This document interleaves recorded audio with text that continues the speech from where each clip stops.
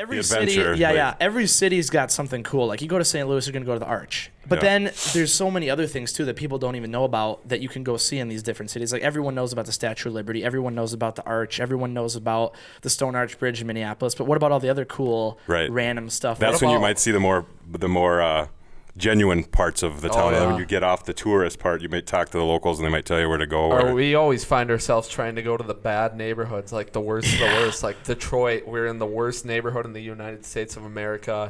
East Cleveland. Like this last road trip, first stop of the road trip, we're at East Cleveland, 4 a.m. And I'll put some video up while we're talking, but we're talking like...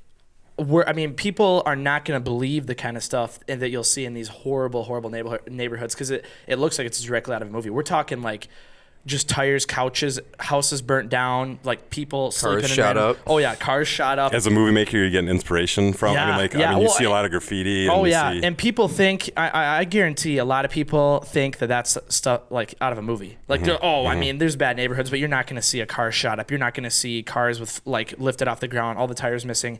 No, that's actually there. Like, it is. It is. I've seen it multiple We've seen times. it. And I would say, if we want to get into talking about bad neighborhoods right away, because this is something I have on here. A lot of people, when they travel to different cities, they only want to stay downtown, stay by the airport, stay by all the tourist stuff. You're not seeing the authentic part of the city. You're seeing what they want you to see, like the beautiful stuff. I would highly recommend maybe not getting out of your car walking around like us, but you can just drive, look up on Google, look up I don't even know how you type this in, but you can literally look up worst neighborhood in Detroit or St. Louis. How about find your YouTube channel? Yeah, there you go. Watch there. Yeah. I mean, I would, but I'm just saying it's good for people to see how other people are living, because then you feel more thankful for what you have, because a lot of these horrible neighborhoods, especially if you're talking like Detroit, East Cleveland, Baltimore, big one. Baltimore was really bad. You just really appreciate Wyndham and Mankato because you're like, wow, it's nice here. Yeah. There's not garbage everywhere. There's not a chance of getting killed. And you go there and you're like, wow, I feel bad for these people. And a lot of the time, I don't remember who brought it up, Tyler or Colin, but they're like, why don't they just leave? They can't leave. They don't have a choice. Yeah. You mean you'd be grateful? You're like, oh, good, we do have a grocery store, and great, our pool still has water in it? Yeah, exactly. Yeah, and it's just one of those things where a lot of people don't or think that something bad's going to happen. Well, a lot of the time, if you're minding your own business, you're just driving through.